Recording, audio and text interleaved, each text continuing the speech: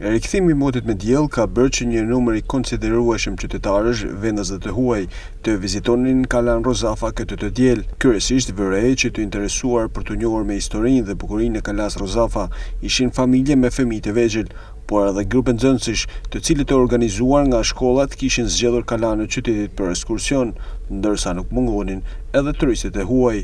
Prej Fishtit edhe pëlqen shumë Kalaja këto. Po, hera parë.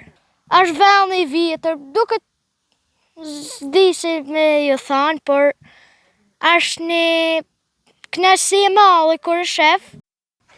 Qytet shumë i bukur, Kalaja e veçantë, na pëlqen të vim Shkodër. Nga vini? Nga Fjeri. Jam i surprizuar nga gjithë kjo bukuri dhe po relaksohem. Kam pak ditë që jam në Shqipëri, po më mjafton që ta shijoj. Unë vi nga Napoli, kam ardhur edhe herë të tjera në Shqipëri dhe më pëlqen shumë ky vend. Për herë të parë kam ardhur kur isha shumë i ri, 22-23 vite më parë, dhe të them të drejtën ka ndryshuar shumë. Jo, është hera dytë. Po dalim ne për shef, dalim si zakonisht edhe vim, thjesht fëmija kanë qef, e bëjmë për fëmijë. Po na pëlqen qysh e kanë pas jetën atëherët, në atë kohën e sundimit turk. Gjithçka na pëlqen, është normale. Kalaja Rozafa mbetet një ndër atraksionet kryesore të qytetit të Shkodrës.